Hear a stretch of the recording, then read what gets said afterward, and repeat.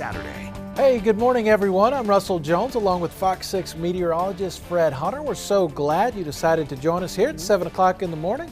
Hey, Fred, it's Groundhog's Day. Could this be the most important weather day of the year? No question, without question, because everybody just waits. Now, you know, the Birmingham Zoo, where Birmingham Bill lives, he's officially in hibernation, so we got a weather possum that's going to do our forecast for the southeast.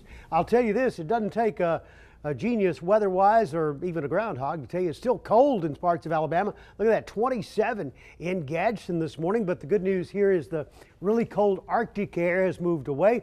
It's left in its wake a little bit of moisture influx along the Gulf Coast down in Georgia, still getting some rain, and the better chances for rain will be down in South Georgia. That's what Phil woke up to this morning, a cloudy morning. Here at home, our groundhog sees partly sunny conditions with an isolated evening shower, so maybe enough cloud cover so that the groundhog does not see a shadow, or our weather possum, as the case might be. It's going to be a nice day wherever you are. Temperatures in West Alabama will reach the mid-60s, a little more cloud cover perhaps in West Alabama.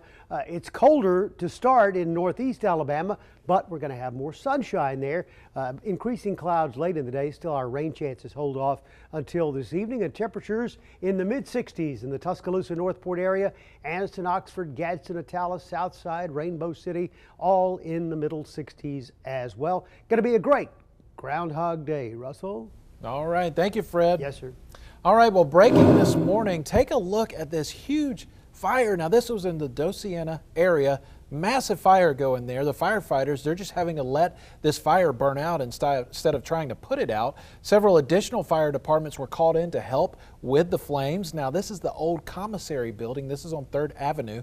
Now, the building's more than 100 years old, and get this, it's full of timber, or was full of timber, so it was just perfect conditions for such a big fire. Now, once the flame stops, the fire marshal says they're going to investigate to try to figure out what actually caused the fire.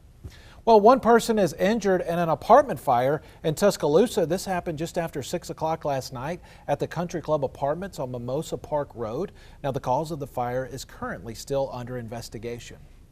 Well, I hate to be the one to tell you this. I know you don't want to hear it, but you're going to have to get ready for some more changes to the roads and routes in downtown Birmingham. This is all because of that 5029 bridge project.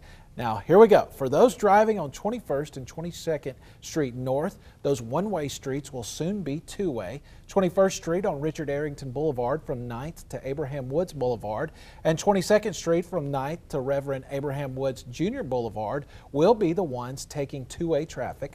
Officials are hoping this will all ease some of that traffic congestion that's caused from the bridge project. City leaders say this could happen in just a matter of weeks. The idea here is to give drivers more flexibility in maneuvering those roads during this construction process that ALDOT is involved in with the I-5920 bridges. Now, they say as long as the good weather stays, the city plans to stripe the roads soon. Well, the man accused in the shooting at the River Chase Galleria on Thanksgiving night is back in jail. The Jefferson County judge sentenced Aaron Brown to 5 days in jail for misleading the court on whether he had a valid pistol permit. Now, the judge also decided Brown's bail would remain at $60,000. Brown is accused of shooting Brian Wilson Thanksgiving night at the Galleria.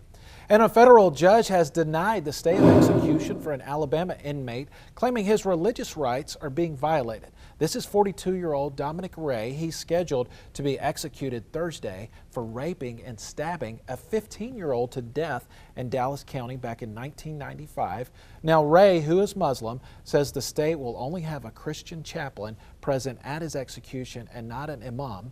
Now, the judge ordered the state to keep the prison chaplain out of the chamber during Ray's execution, but the state said it was already willing to do so. And 3 U.S. attorneys in Alabama are standing together to back the blue. They say they're not going to tolerate violence against police officers anymore. Now, this comes after 2 Alabama officers were shot and killed in the line of duty within a week. Sergeant Watasha Carter was killed in Birmingham, and Officer Sean Tudor was killed in Mobile. Now, the attorneys echoed the Back the Blue message at the Alabama Sheriff's Convention yesterday, saying the loss of just one officer is just too much. We're taking so many more cases now. We're prosecuting the trigger pullers that used to be prosecuted by the state. We've got to get the word out. You do not shoot a cop. And if you do, we're going to bring the full power of the government and law enforcement down on you. Now, those attorneys say the best way to show support is through grants and partnerships that take the worst criminals out of the communities and put them back in the jail. And meanwhile, in Vestavia Hills, work has begun to build a police memorial. There was a groundbreaking ceremony yesterday for the Thin Blue Line Police Memorial. Now, it's going to honor those who are currently serving, those who have served, and those who have paid the ultimate price in the line of duty. The memorial is expected to be completed around May 15th. And that just happens to be National Law Enforcement Memorial Day. And Florida Governor Ron DeSantis says he plans to eliminate Common Core in the state's schools because it has failed teachers, parents, and children. He wants to add a new system geared more towards gaining knowledge and less on testing. Now, a lot of people wonder, is this something that could happen here in Alabama? Well, John Huddleston has more.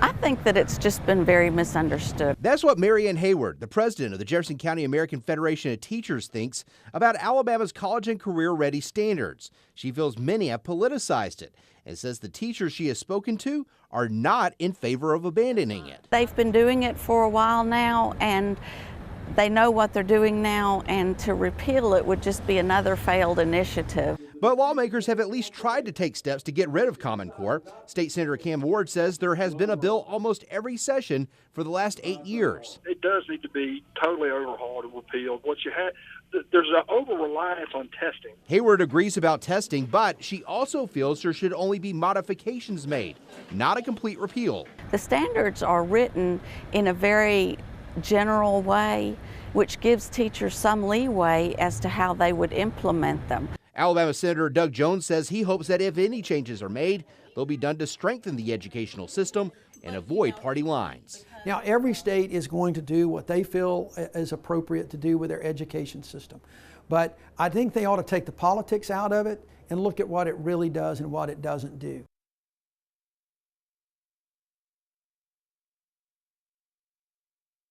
And if there should be any changes made, and so far we have not been able to get in touch with her. Well, coming up, the winter storm across the United States may finally be coming to an end, but we'll tell you how people in the Midwest have been adjusting to those dangerous conditions. Well, you'll need to make an adjustment if you head out of doors early this morning, especially in northeast Alabama. A little milder to the south and a little better rain chance there as well. We'll look at those rain chances and talk about a mild weekend forecast when we come back. Keep watching WBRC Fox 6 News. On this Saturday morning, we are on your side.